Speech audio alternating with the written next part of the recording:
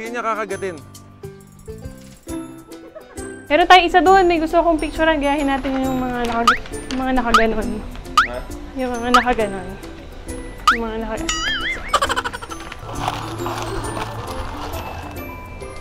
Okay, so ito na nga. Gusto nyo ba ng chikang aberya? May nangyari kanina dun sa loob. Lakas lang.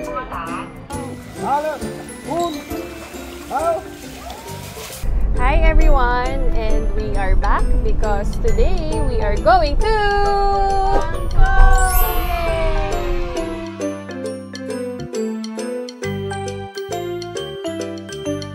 Good morning, and we are back. Meron na naman po tayong bagong travel vlog. Pero syempre, bago ang lahat, ito yung pinakamahirap na part, yung may maiiwanan kang pinakamamahal mong bunsoy. Si Kenny, alam niya na nung isang araw pa. That time pa lang na nagpe-prepare kami ng maleta, medyo stress na siya. Medyo sanay naman na siya, kaya lang syempre, mga first days niyan, medyo restless, di yan makatulog, mag-aabang sa may pinto. I-assure lang natin yung mga pets natin na babalik kami. Kenny, yan na. Kiss mami. Kiss mami. Oh. Kids, paalam na kay Kenny. Let's go. Okay, we're back sa aming travel vlog. And ngayon, first time namin to i-try itong airlines na to, ang Thai Airways. Kasi may chumika sa amin na okay din daw ang service ng Thai Airways. So, pakita natin and experience natin. Saka meron pa tayong food vlog dito. Abangan nyo rin yan. So, tara, sama kayo sa amin. Guys, boarding na kami! Yay! Ready? Okay.